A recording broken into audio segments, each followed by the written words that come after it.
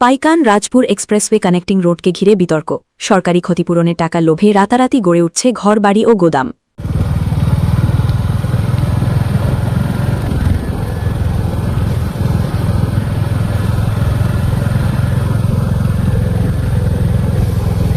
পশ্চিম কাটিগড়ায় প্রস্তাবিত Paikan Rajpur expressway connecting রোডকে কেন্দ্র করে নতুন করে শুরু হয়েছে বিতর্ক।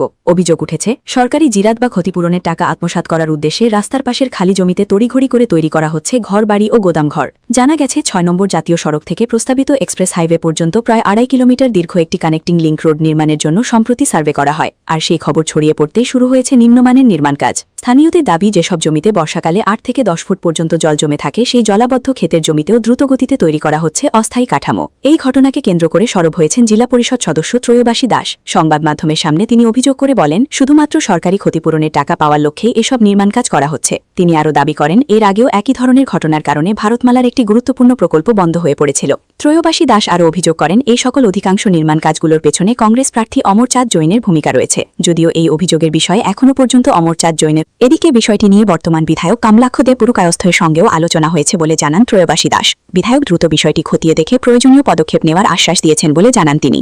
পাইকান রাজপুরের express highway link connecting link route যেটা, এটার উপরে অবৈধ নির্মাণ কাজ যেটা চলছে, এটা ইদানিংকালে আমি খুব বেশি দেখছি, যেহেতু এটা আমার জেডপি এলাকাতে পড়ছে। তো আমার সবচেয়ে বড় আশ্চর্য লাগে যে এটা আগে হয়েছিলাম যে এক্সপ্রেস হাইওয়ে নিয়ে যেটা চলে, এটা বিভিন্ন মিডিয়ার মাধ্যমে বিভিন্নভাবে এটা প্রচারিত হয়েছে, এটার একটা অ্যাকশন হয়েছে আমি যেটা জানি। এখন যেটা হয়েছে, এটা বাস্তবে আমি যেটা খবর পাইছি যে এটার মধ্যে এখনও ড্রোন ক্যামেরা মারছে না। এটা হয়তো বা একটা প্রস্তাব হয়েছে যে এইদিকে রাস্তাটা যেতে পারে, কিন্তু প্রস্তাব হওয়ার লগে লগেই এখানের যারা দালাল পার্টি, যেটা আগে সিন্ডিকেট করেছিলাম, এটা অ্যাকচুয়ালি দালাল পার্টি। এক দালাল পার্টি সক্রিয়ভাবে যেটা তারা মানে স্বভাবগত জিনিস যেটা তারা করিয়া অভ্যাস, এটা শুরু করে দিচ্ছে।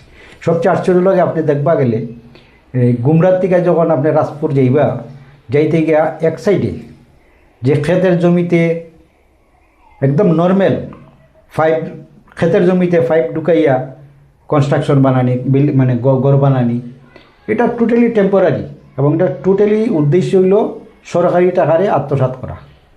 গতিকে এই ব্যাপারে আমি আগেও কথা কইছি, এখনও কথা কইব। আর এখন সবচেয়ে বড় প্লাস পয়েন্ট যেটা, এখন এটা ড্রোন ক্যামেরা মারছে না, গতিকে এখন এটা কনফার্ম না যে এদিকে হইতেই লাগবো কিংবা হইবই। গতিকে এটা এদিকে নাও হইতে পারে হয়তো বা। আর এই বিষয়টা নিয়ে গতকালকে সকালবেলা আমি আমাদের বর্তমান বিধায়ক কমলাক্ষ দে পুরকায়স্থের সঙ্গে একটা সৌজন্য সাক্ষাৎকার আমার মানে দেখা করছিলাম গিয়া ইলেকশনে জিতার পরে। তো বিষয়টা আমি তার দৃষ্টিগোচর আনছি যে এই বিষয়ে দাদা একটু কথা কইতে লাগবো।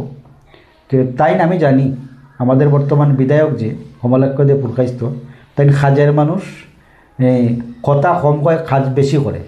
আমি কইছি বলে সঙ্গে সঙ্গে দেখছি তার নলেজ এটা আইছে এবং এটা বিহিত ব্যবস্থা নিব, এটা আমার আশ্বাসও দিছে। আজকের দিনে আমি একদম কনফার্ম আছি, মানে একদম 100% শিওর আছি যে কোনো বিষয় নিয়ে আমরা এমএলএর লগে যখন কথা কমু, এটার বিহিত ব্যবস্থা তাই করবো, এটা আমি একদম আশাবাদী। কারণ বিগত দিন আমরা এমএলএ পাইছি 10 বছর, আমরা খাটি করা পর ভুক্তভোগী। আগে পাইছি আমরা খলিল উদ্দিন মজুমদার, এর আগে যেই না ছিল কোনো কাজ কাম তো তাই করছে না, এর আগে আসছিল অমরচাঁদ জৈন। 10টা বছর আমরা খাটি করা বাসী মারাত্মকভাবে ক্ষতিগ্রস্ত হয়েছি। তবে এটাই খাটি করার বাসীর কাছে আমরা প্রাপ্তি যেটা, যে 10 বছরে আমরা যে মাইনাসটা পাইছি, এই 5 বছরে আমরা অনেক প্লাস পাইলিম। যেটা আমরা ঘাটতি হয়েছে, এটা আমরা এই ঘাটতিটা পূরণ হয়ে যাব, আমি আশাবাদী। আর আপনারা সবাই চিনুন কমলাক্ষ দে পুরকায়স্থ বিধানসভার মাঝে সবসময় সবার থাকে। আজকে 18 মাসে খাটি করে আর আনাচে কানাচে এত ডেভেলপমেন্ট করছে যে বুটের বাসকে এটা প্রমাণিত হয়েছে।